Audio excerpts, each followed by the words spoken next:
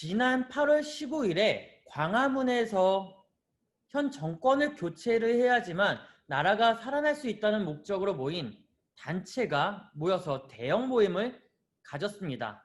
그러니까 대형 집회를 가졌다는 얘기죠.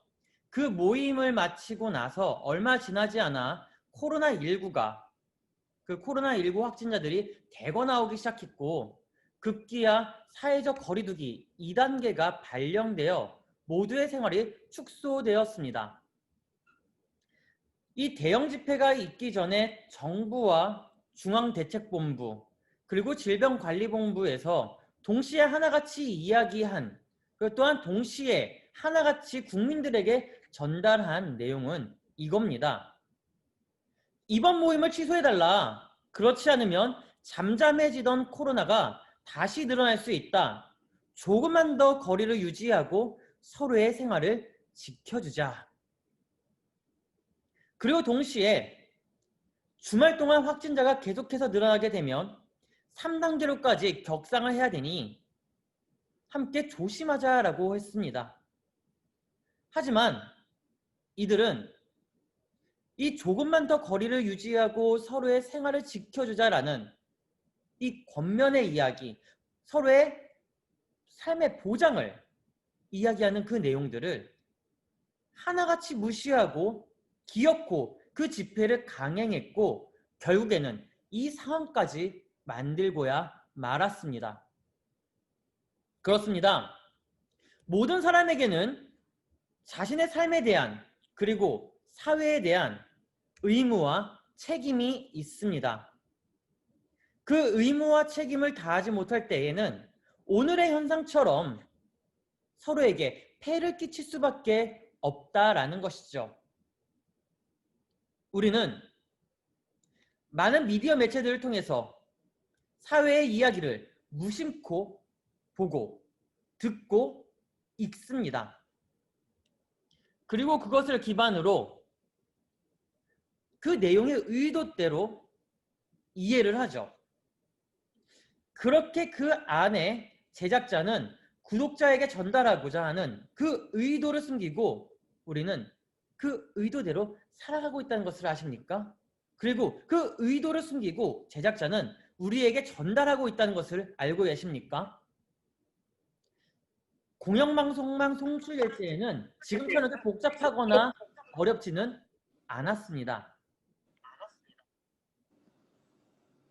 그러나 종편방송사가 생겨나고 수많은 언론사가 등장하면서 이제는 사실의 유무를 따지는 것도 중요하지만 내용의 핵심을 파악하는 것도 역시 중요하게 되었죠. 또한 같은 뉴스를 보더라도 방송사마다 그리고 언론사마다 추구하는 핵심이 다릅니다. 추구하는 키포인트가 다릅니다. 그래서 동일한 내용을 가지고 서로가 이야기를 나누더라도 찬반에 대한 의견이 나눠지는 것 역시 바로 이러한 이유 때문에 그러한 것입니다. 우리는 언어 속에 담겨진 감정적 표현, 그리고 언어 속에 담겨진 의미에 대해서 잘 알고 있습니다. 그래서 글이나 말이나 또한 글과 또한 말을 전달할 때에 중요하게 생각하는 것 중에 하나가 무엇입니까? 바로 이것이 아닐까요? 어떻게 오해 없이 효과적으로 전달하여서 타인을 이해시킬 수 있을까? 어떻게 내가 쓴 글, 내가 전하는 그 말, 효과적으로 전달해서 타인을 이해시킬 수 있겠느냐라는 것입니다. 다시 말하면요, 서사와 수사에 대한, 그리고 서사와 수사를 통한 설득의 방식이라는 것이죠. 설득은 소통하기 위한 하나의 창구입니다. 이 설득은 현대의 기술에 접목시켜 만든 것이 바로 미디어라는 거예요. 미디어로 소통하는 것을 학문적 용어로 바꾸면 바로 미디어 리터러시다라고 이야기를 합니다. 다시 말하면요, 이 미디어 리터러시, 다양한 미디어 매체를 이해할 수 있는 능력을 메시지를 분석하고 비평 그리고 평가하여서 그 내용들을 통하여 소통할 수 있는 능력을 미디어 리터러시다라고 이야기를 합니다. 즉 모든 미디어에는 제작자의 의도가 담겨져 있기 때문에 그 의도를 파악하고 분석해서 소통하면서 우리의 그 삶의 질을 높여가자라는 것이죠. 그렇다면 한 가지 질문을 여러분들에게 던지면서 계속 이야기를 나눠보고자 합니다. 오늘의 현장에서 여러분들은 또한 우리는 새로운 정보를 주로 어디에서 얻고 있습니까? 여러분들은 새로운 정보를 주로 어디에서 보고 듣고 그것을 익혀가고 있느냐라는 겁니다. 과거와 달리 미디어 콘텐츠 생산 그리고 유통의 비전문가들이 마치 자신이 전문가처럼 아주 적극적으로 참여합니다. 그리고 개인의 블로그나 SNS 그리고 카카오톡과 같은 메신저를 통해서 우리는 많은 정보를 얻고 있죠. SNS라고 하면 무엇입니까? 페이스북이 있죠. 인스타그램이 있어요. 그리고 픽슬러도 있습니다. 또한 트위터도 있습니다. 각자 개인의 네트워크를 통해서 자신이 알고 있는 정보를 타인에게 전달을 합니다. 그런데 이것을 알고 계십니까?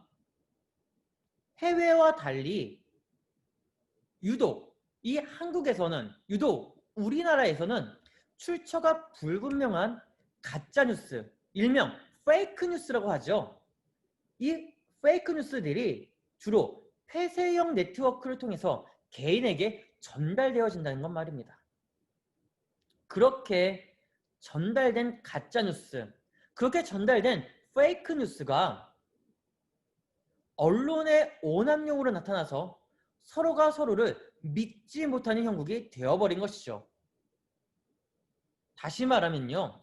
미디어를 읽고 쓰고 판단하는 힘이 없기 때문에 그릇된 정보가 마치 그 그릇된 정보가 진실인 양 믿어서 그것으로 자신의 정보가 마치 확실하고 진짜라고 가지고 있게 되는 것입니다. 즉 제작자의 의도의 순수성을 파악하지 못해서 잘못된 길로 들어간 것이 매우 쉬워졌다라는 것이죠. 오늘 본문을 보면요. 한 사람이 예수를 찾아옵니다. 그것도 그냥 한낮에 찾아온 것이 아니라 밤중에 예수를 찾아와서 깊이 있는 대화를 나눕니다. 그런데 그 사람의 대화의 의도가 매우 궁금합니다. 왜냐하면 그 사람은요. 그는 유대인이고 당시 명망 높았던 교사로 많은 사람들이 그의 교육을 따라 그의 철학을 따라서 보고 듣고 배운 대로 살아왔거든요. 그런데 그 사람이 밤중에 예수를 찾아갑니다. 그리고 예수와 대화를 나눕니다. 그 자체가 참 아이러니합니다. 그리고 그와의 대화 속에 내용을 자세히 보면 그가 던지는 말에 의도가 숨겨져 있다는 것이죠. 오늘 본문을 볼까요? 요한복음 3장 2절입니다. 함께 읽겠습니다. 시작! 그가 밤에 예수께 와서 이르되 랍비여 우리가 당신은 하나님께로부터 오신 선생인 줄 아나이다. 하나님이 함께 하시지 아니하시면 당신이 행하시는 이 표적을 아무도 할 수 없음이니이다. 모든 미디어는 제작자가 있습니다. 그리고 모든 미디어에는 구독자가 있습니다. 즉 제작자가 있고 제작된 미디어를 보는 구독자가 있다라는 것이죠. 거꾸로 보면요. 구독자가 있기 때문에 제작자는 미디어를 만들어서 판매한다는 것입니다. 그래요. 어느 누군가는 제작자가 판매하는 그 미디어가 제작자가 판매하는 그 언론이 제작자가 만들어서 제공하는 그 내용들이 자신의 사상과 일치하기 때문에 그 내용에 대해서 호응하고 구독하고 있다는 것을 압니다. 그래서 제작자는 그를 위해서 또는 제3자를 위해서 또 다른 제작을 해서 판매를 하고 발송을 하고 다시 또 전달을 하는 거죠. 그런데 말입니다. 한 미디어를 통해서 사람이 새로운 것에 눈을 떠 자신과 사회의 질 높은 삶을 만들어갈 수 있도록 자양분 역할을 하는가 반면에 그 반대로 되는 사람도 있다는 거 아십니까? 같은 미디어를 보면서도 같은 언론을 보면서도 한 사람은 그것을 자양분 삼아서 좋은 의도를 가지고 좋은 목적을 가지고 재생산해서 판매하지만 다른 사람은 그것을 반대로 역이용하여 좋지 않은 곳에 이용한다는 것입니다. 앞서서 이야기한 8월 15일의 대형 집회. 어느 날 갑자기 우리 8월 15일에 광화문에 모입시다 해가지고 수많은 사람들이 모인 것이 아닙니다. 수년간 한 사람이 다수의 사람들을 세뇌 교육을 이루어냈기 때문에 가능했던 것이죠. 한 사람이 많은 시간을 공들여서 그 수많은 사람들에게 자신의 이야기를 전하고 자신이 가지고 있는 가치관을 심겨주고 자신이 바라보고 있는 사상을 교육시켰기 때문에 이번 8월 15일 대형 집회가 가능했던 부분입니다. 나치의 파울제프 게벨스는 나에게 한 문장만 달라 누구든 범죄자로 만들 수 있다라고 공언하면서 그만큼 언론의 힘을 믿고 만들었던 사람 중 한 사람입니다. 독일의 나치가 성공의 가도를 달릴 수 있었던 것은 바로 이 괴벨스의 힘이 컸다고 해도 과언이 아니라는 것이죠. 대중들은 처음엔 부정합니다. 그런데 그 다음에는 그 내용에 대해서 의심을 합니다. 근데 그 내용을 계속해서 되풀이를 하면 반복하고 또 반복하고 계속 반복하게 되면 보고 들었던 것이 그거기 때문에 믿을 수밖에 없습니다. 왜냐하면 새로운 현실을 창조해낼 수 있는 보이지 않는 손이 바로 미디어라는 것이고 언론이기 때문에 그렇습니다. 그래서 그의 연설 이전과 이후에 독일 나치의 모습이 아주 극명하게 달라졌다고 하는 것이죠.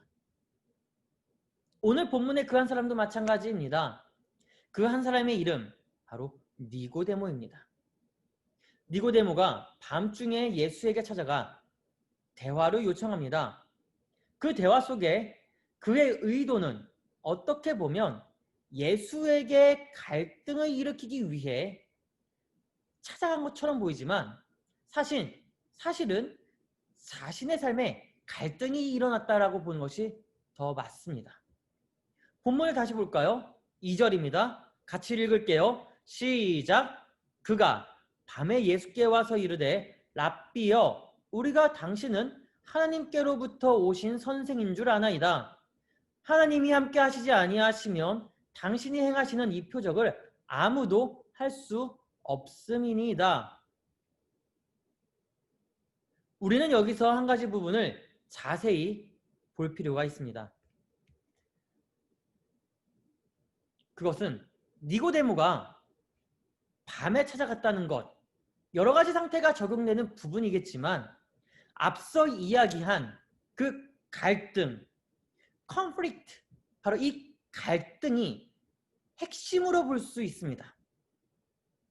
니고데모의 핵심은 갈등입니다.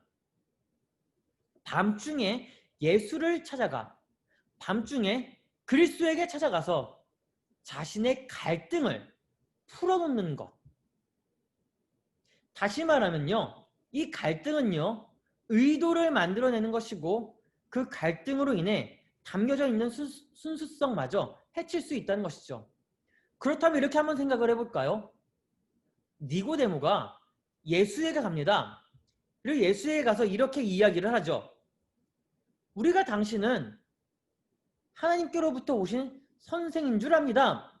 하나님이 함께 하시지 아니하면 당신이 우리에게 보여주고 있는 이 표적 아무도 할 수 없다는 것 역시 압니다. 그런데요. 바로 여기서 니고데모는 자신의 의중을 숨기고자 합니다. 자신의 속마음을 숨겨서 대중들에게 감싸서 자기의 것을 표현하고자 합니다. 바로 우리가라는 말을 통해서죠. 그런데요. 근데 이 우리가라는 단어가 그에게 갈등을 일으키는 요소라는 겁니다.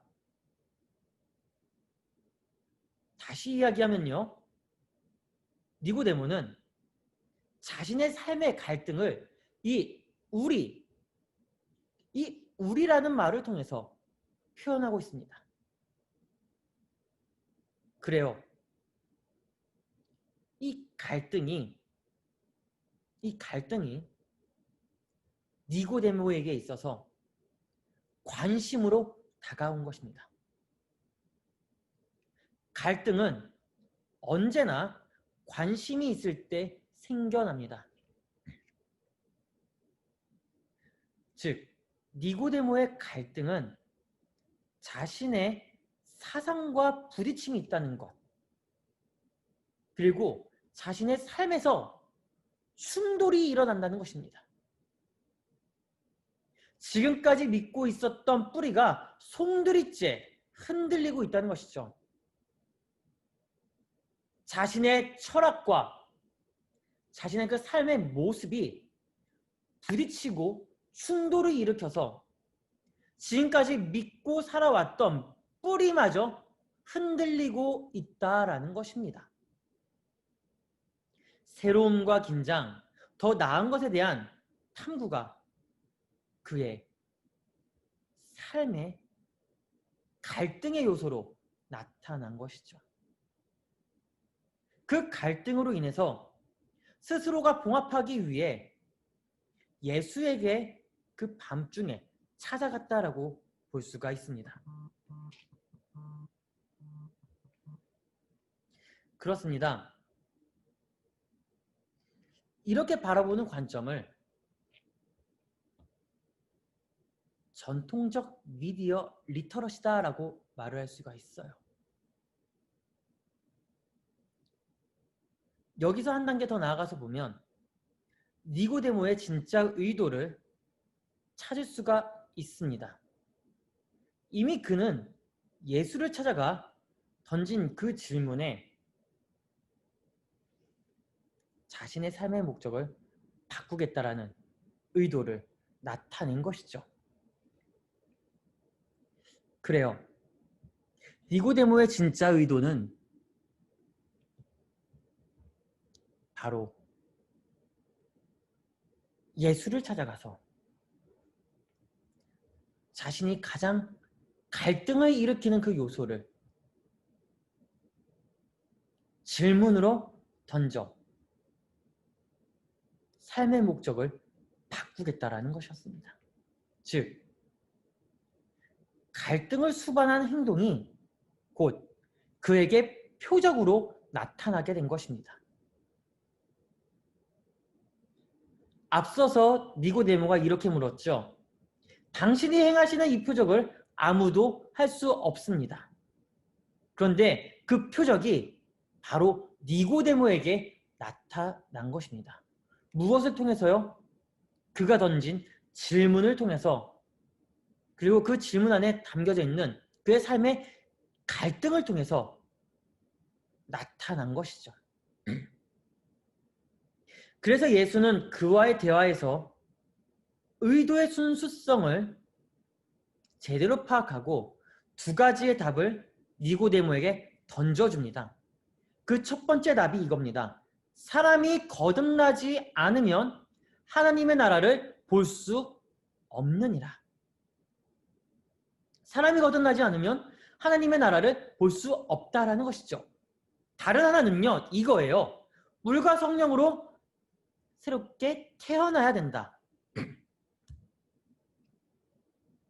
그런데요, 예수가 던진 이 두 가지 답이 곧 하나의 답이라는 것 아십니까? 하나님의 나라를 보고 싶다면 거듭나야 된다. 근데 그 거듭나는 것은 물과 성령으로 나야 한다라는 것이죠. 니고데모는 그 답을 듣기 위해 자신의 공간을 새롭게 디자인하고 있는 것입니다. 자신의 삶의 공간을 새롭게 디자인하고 있는 것입니다. 어떻게요? 앞에서 이야기한 것처럼 사상의 부딪힘과 삶의 충돌로 인해 그것이 표적으로 나타나면서 깨지고 새롭게 디자인하고 있다는 것이죠. 오늘 본문에서 보면 조금은 미묘하면서 모호한 내용들이 있지만 그것을 기반으로 거슬러 올라가면 사람의 심리적 욕구가 드러나면서 그의 순수한 의도를 볼 수 있게 되는 것입니다. 마지막으로 한 가지 이야기만 하고 마치려고 해요. 베테랑일수록 가볍다라는 말을 아십니까? 베테랑일수록 가볍다. 한 여행 전문가가 말한 이야기입니다. 여행, 모두가 참 좋아합니다. 놀러 가는 거 참 좋아합니다. 저 역시도 어디론가 놀러 간다는 것 참 좋아합니다. 여러분들도 놀러 가는 거 참 좋아하실 거라고 합니다. 그런데 여행 갈 때에 제일 먼저 하는 게 무엇인지 아십니까? 여행을 가고 싶어하는 장소도 정하는 것도 중요하지만 짐을 꾸리죠. 여행짐을 쌉니다. 근데 여러분들은 여행짐을 쌓을 때, 여행짐을 만들 때에 어떻게 만듭니까? 어떤 사람들은 큰 캐리어에 자신이 가지고 가고 싶은 모든 짐을 다 쌓아서 넣는다고 합니다. 넣다가 보면 그 하나의 캐리어가 부족해서 또 다른 캐리어를 꺼내서 집어넣고 그 캐리어도 부족해서 또 다른 백을 꺼내서 집어넣고 그러다가 캐리어가 두세 개가 된다는 것이죠. 처음에는 기분 좋게 두세 개를 들고 여행을 떠납니다. 근데 하루가 지나고 이틀이 지나고 그 두세 개의 캐리어를 다 챙기려고 하니 얼마나 힘들겠어요. 그런데 베테랑은 어떻게 여행 가방을 챙길까요? 가장 필요한 것만 압축해서 가지고 간다고 합니다. 또 있습니다. 등산 전문가들을 보면 이것저것 챙기지 않고 가장 필요한 것만 작은 배낭에 넣어서 산을 등정한다고 합니다. 즉, 여행을 시작하기 전에 짐부터 줄이라고 하는 거죠. 그 이유는요, 짐으로 인해서, 그 배낭으로 인해서 진정한 여행의 의도를 잊어버릴 수 있기 때문이라는 것입니다. 정말 베테랑이면 베테랑일수록 가볍게 갑니다. 가볍게 시작합니다. 복잡하지 않게 만듭니다. 우리는 많은 미디어를 통해 수많은 뉴스와 수많은 정보들을 얻고 그것을 가지고 살아갑니다. 그러나 그 안에 담겨진 의도를 잊은 채 그저 조회수 늘리기 바쁘고 누군가 비판하고 비난하고 힐난하는 내용들로 가득 채우면서 진정한 전달의 의도를 가진 뉴스와 정보들을 보지 못할 때가 많이 있습니다. 그러나 그 안에서 우리는 제작자의 의도를 찾아낼 수 있는 핵심을 찾아낼 수 있는 눈이 있어야 됩니다. 그것은 우리가 바라보고 있는, 우리가 보고 있는, 우리가 듣고 있는 그 미디어 안에서 갈등의 구조를 찾아낼 때에 진정한 의도를 찾아낼 수 있다라는 것이죠. 그렇습니다. 우리는 원하는 것은 많지만 새로운 것에 대한 또는 그 기존의 것을 버리고자 할 때 두려움이 있어서 행동으로 옮기지 못할 때가 종종 있습니다. 그러나 닭고기 스프의 공저자인 잭 캠필드는 이렇게 말합니다. 당신이 원하는 모든 것은 두려움 저편에 존재한다. 당신이 원하는 것은, 그 모든 것은 두려움 저편에 존재한다. 그렇습니다. 우리는 두려움 때문에 잘 읽으려고 하지 않고, 잘 보려고 하지 않고, 잘 느끼려고 하지도 않습니다. 그러다 보니 오해의 소지만 늘어갈 뿐이죠. 갈등이 있으면 그 갈등을 그냥 덮어버리고자 합니다. 하지만 그 갈등이 새로운 눈을 열게 하는, 그리고 그 갈등이 올바른 길로 인도하게 하는, 그 길을 보여주는 가장 좁은 길이라는 것을 기억하길 바랍니다. 두려움 저편에 존재하는 것, 그 두려움을 넘어서 사실을 보고 핵심을 파악하여 그것을 가지고 나아가는 우리 모두가 되기를 바랍니다. 기도하겠습니다.